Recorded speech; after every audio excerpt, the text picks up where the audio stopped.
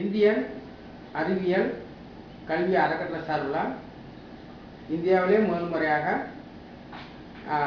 Computer ஓட்டு machine உடைய திருட்டை எவ்வாறு பொதுமக்களுக்கு விளக்கத்துடன் சொல்ல வேண்டும் என்ற விஷயத்தை இந்தியன் அறிவியல் கல்வி அறக்கட்டளை நிறுவனர் P.O. ஜெயபாண்டி சயின்டிஸ்ட் இந்த விளக்க உரையை உலகத்தில் உள்ள அனைத்து மக்களும் நான் பேசுவது உண்மையா பொய்யா என்பதை எல்லா மக்களும் தெரிந்து கொள்வார்கள். எல்லா நாட்டில் உள்ள சட்டம் படித்தவர்களும் ஐயா அவர்களும் தெரிந்து கொள்வார்கள். ஒரு படிக்காத பாமரன் ஒரு அறிவியலை நடைமுறையில் இருக்கக்கூடிய அறிவியல்னா ஓட்டு போடும் கம்ப்யூட்டர் மிஷினை பற்றி தான் பேசிக்கொண்டிருக்கிறேன். ஓட்டு போடும் கம்ப்யூட்டர் மிஷினில் 100க்கு 100 போர்ஜரி பண்ண முடியும் என்று இதை நான் இயக்கி காமிச்சிருக்கிறேன். 100க்கு 100 போர்ஜரி பண்ண முடியும்னா அது மிஷினே கிடையாதே அப்படி என்று நன்கு படித்த அறிவாளிகள் அவர்களுக்கு புரியும்.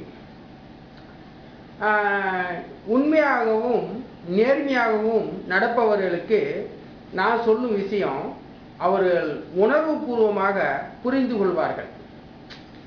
அப்படிப்பட்ட மனிதர்கள் மாதிரி இந்தியாவில் இருக்கக்கூடிய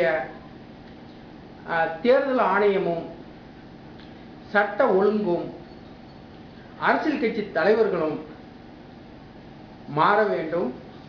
அவர்கள் இந்தியாவில் ஓட்டு திருட்டை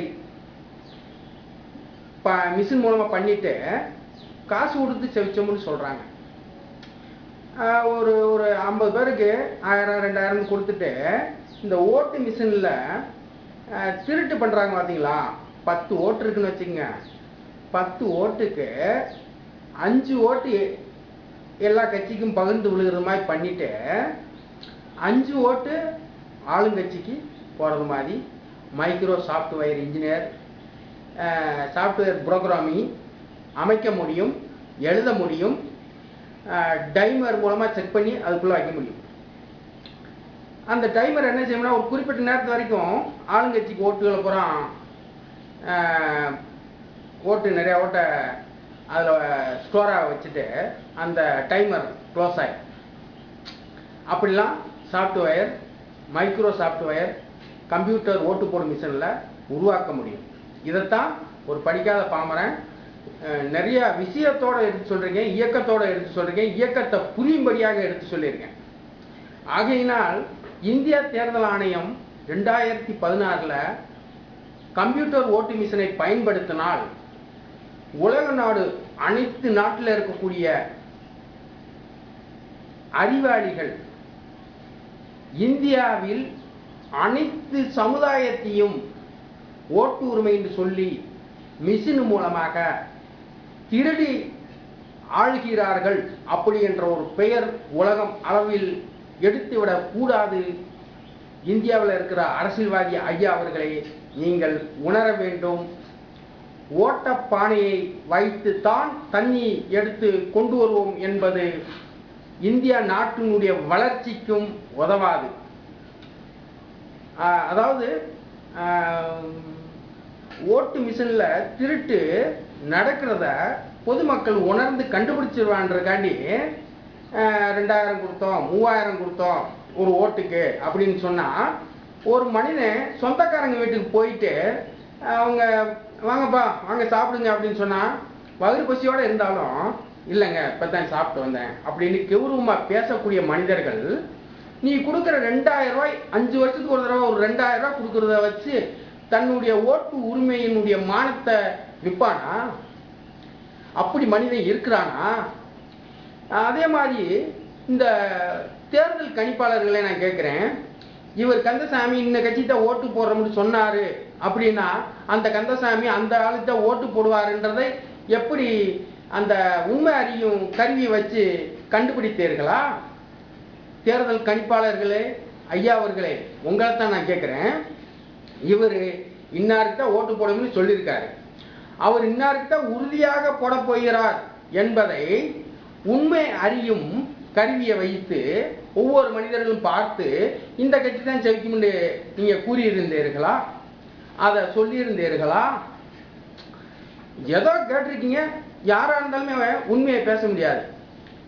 அவருக்கு ஒரு கட்சி பிடிச்சிருக்கலாம், ஒரு கட்சி பிடிக்காம இருக்கலாம். ஆனா அதை யாராவது கேட்டாங்கன்னா அந்த உண்மையெல்லாம் சொல்ல மாட்டாங்க. உண்மையை எப்ப தெரியப்படுத்துவாங்கன்னா ஓட்டு போடும்போது மட்டும்தான் அந்த உண்மையை அங்க பதிவு செய்வார்கள்.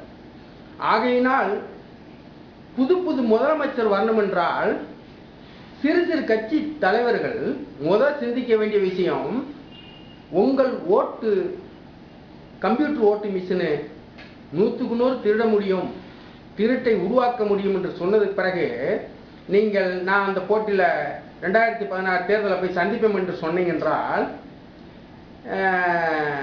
அறிவு வளர்ச்சி இல்லாத அரசியல் தலைவர்களாக ஆய்விடக்கூடாது என்பதுதான் என்னுடைய விஷயம்.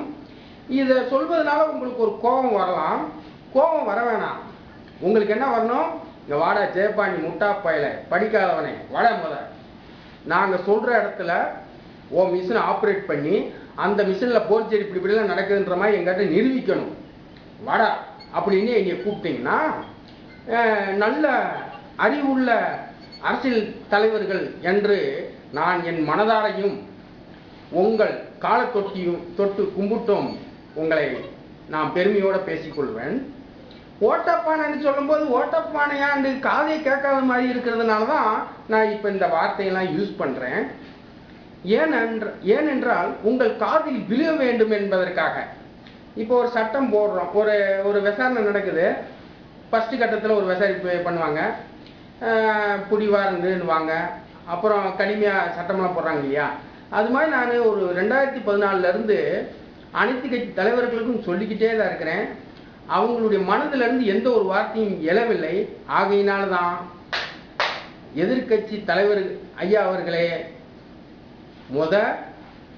நீங்கள் செய்ய வேண்டியது உங்களுக்கு ஓட்டு போடும் மக்களுக்கு ஓட்டு உரிமையை பெற்றுத்தர வேண்டும்.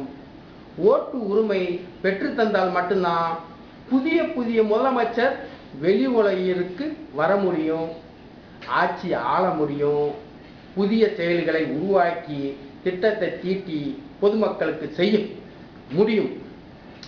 அதைத்தான் நான் சொல்ல வர்றேன்னு தவிர, பாருங்க, நல்லா யோசிச்சு பாருங்க. ஒன்று ஆளுங்கட்சி எடுத்துட்டா காங்கிரஸ் இல்லை பாரதிய ஜனதா.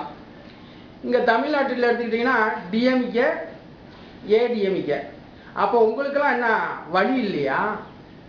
உங்களுக்கு அந்த தகுதி இல்லையா? அப்போ இந்த ஓட்டு போடக்கூடிய கம்ப்யூட்டர் ஓட்டு மிஷினில் போர்ஜரி பண்ண முடியாது, அதில் நல்ல செக்யூரிட்டி சிஸ்டம் அமைச்சிருக்காங்கன்னா அவங்களுக்கு போட வேண்டிய ஓட்டு கரெக்டாக உங்களுக்கு வந்து சேரும். நீங்கள் கண்டிப்பாக புதிய முதலமைச்சராக உருவாகலாம். இதைத்தான் மைக்ரோசாஃப்ட் இது நாள் வரைக்கும் தேர்தல் ஆணையம், தேர்தல் கணிப்பாளர் சொன்னால் செலுத்துவாங்கன்றாங்க. மைக்ரோ சாஃப்ட்வேர் இன்ஜினியர் முடிவு பண்ணால் மட்டும்தான் எந்த ஒரு கட்சியும் செவிக்கும் என்பதை இந்த வீடியோ மூலமாக கேட்க பாருங்க, புரிஞ்சுக்குங்க. பொதுமக்களே, அரசியல்வாதி ஐயா அவர்களே, உங்களுக்கு ஓட்டு போடும் மக்களை நீங்களே ஏமாத்தினா நாட்டை எப்படி காப்பாற்ற போகிறீர்கள்? ஆகையினால் சிந்தியுங்கள், செயல்படுங்கள். 2016 வருஷத்துடைய தேர்தலை கம்ப்யூட்டர் ஓட்டு போடும் மிஷினை நவீனமாக அமைக்க வேண்டும். PO Jayapandi, scientist, Dharmapuri, Padamaneri. வணக்கம்.